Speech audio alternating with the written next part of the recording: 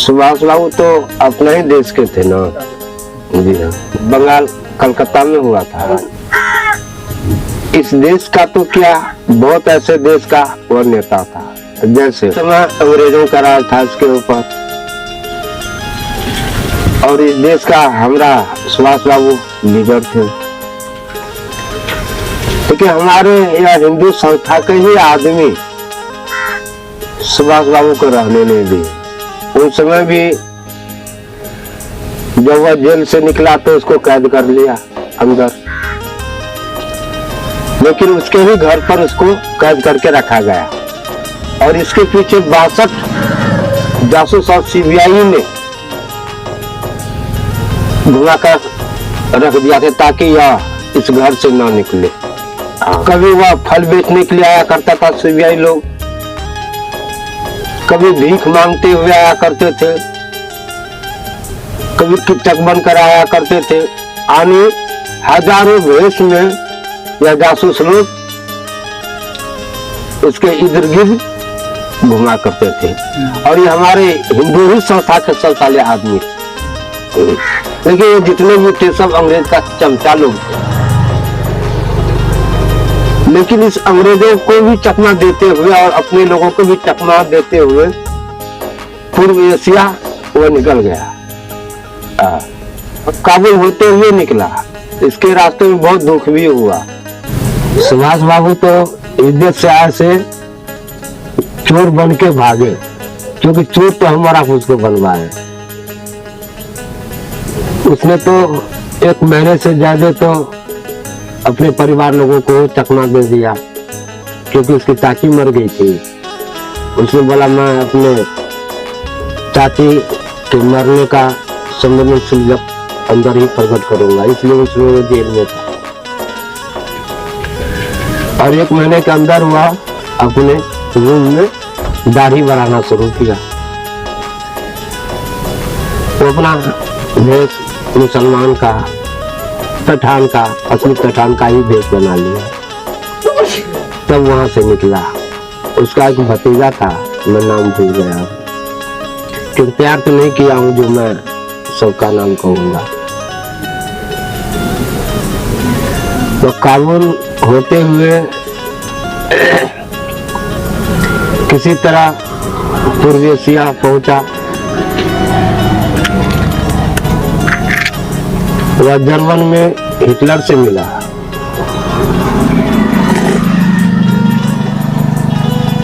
उस समय हिटलर जो थे वह 9 देश का प्रमुख आदमी थे। और एडोल्फ हिटलर जो थे तो उस समय इस वर्ल्ड में चमकता हुआ सूरज था। उसके बराबर का कोई नेता नहीं था। लेकिन हमारे भारतीय से नफरत क्या करते थे हिटलर, लेकिन सुभाष चंद्र बाबू से मिलने के बावजूद इनसे बहुत प्रभावित हुए। हिटलर बोला सुभाष बाबू को कि आप इस देश का भी प्रधानमंत्री और राष्ट्रपति बने, यहाँ का सर्वोच्च कमांडर आप हो। लेकिन सुभाष बाबू का दिमाग तो कहीं और था। उसके दिमाग में यह था, यह भारत जो है विश्व रूपी इमारत का नींव भारत होनी चाहिए, बाकी तो भारतवासी रहने नहीं दिया। भगत सिंह और राजगुरु इन तीनों को जो फांसी हो रहे थे, उस समय महात्मा गांधी इन लोगों को प्राणों की रक्षा नहीं कर पाया।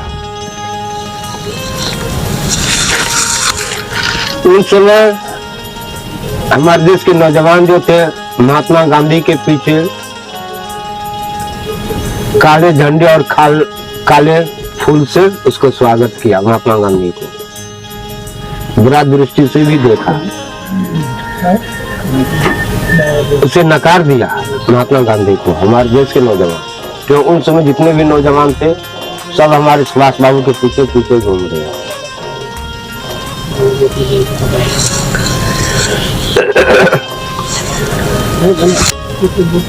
हमारे देश के नौजवान अखिल भारतीय जय जवान कॉन्फ्रेंस की आयोजित की यही कॉन्फ्रेंस है जो आज जितने भी हमारा नेता लोग जो है ना उसी कॉन्फ्रेंस में समा रहा है ना।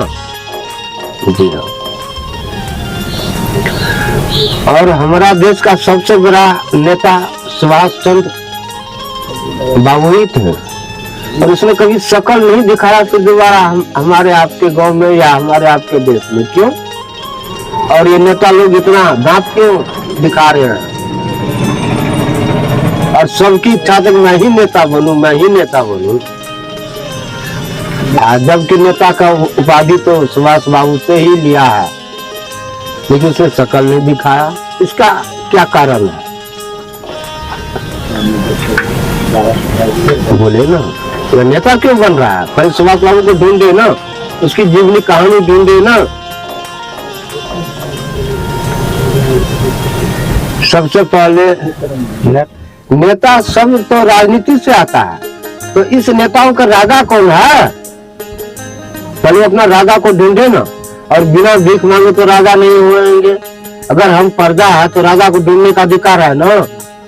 जी हाँ, तो शरीर में मेरे पास आत्मा है तो परमात्मा को ढूंढने का अधिकार होता है ना।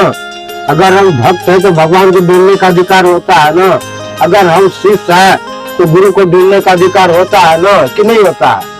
तो फिर इस नेता लोगों से पूछो ना।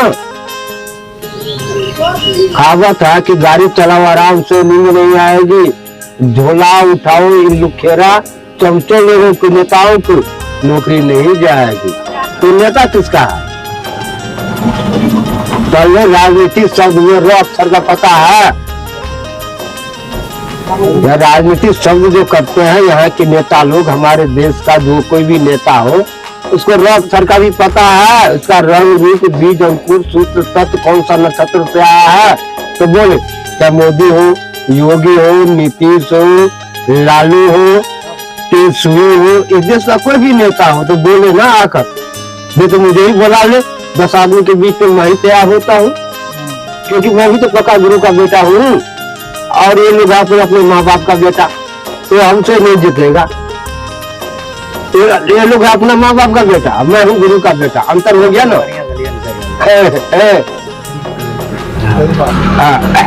जब हम जन्म लिए तो गुरुओं ने क्या पढ़ाया कान में?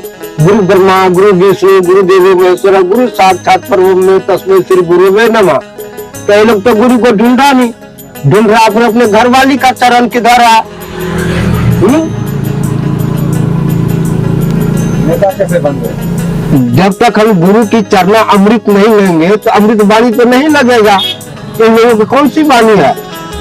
नीतीश वहां बैठे बैठे कहता कि मुझे यहाँ आनंद है, इसलिए कि पूरा बिहार एकदम सुख शांति से है। मानव श्रृंखला आज से कुछ दिन पहले मानव श्रृंखला निकाला था। तो श्रृंखला का क्या अर्थ होता है कि एक कड़ी से दूसरा कड़ी जुटना, सब मानव एक होना। इन्हीं का नाम है सर्वनीति वासुदेव कुटुंब, सब मिलाकर एक परिवार होना। तो नीतीश तो निकाला था, लेकिन मेरे पास कोई नेता आया, न कोई मास्टर आया और न कोई हाथ जुड़ा। तो लोग अपने अपने घर वाली से अपने लुखेरी के साथ, लुखेरा के साथ, चोर चिनार के साथ हाथ जोड़ लिया, बोला कि मेरा मानव श्रृंखला पूरा हो गया। फिर एक लोग ने भाषण में सुने कि नीतीश बोला कि बिहार में बिल्कुल शराब बंद है, अब सबके घर में सब्जी और दूध जा रहा है। हाँ, खुले आम अब शराब बंद है और मैं देख रहा पूरा बिहार एकदम आनंद से सब्जी और दूध खाकर बच्चे लोग स्वस्थ है। इधर तो सारे को शराब पीते पीते सब बच्चे बीमार हो गए। बच्चे से जवान तक पी करके पागल हो रहा है।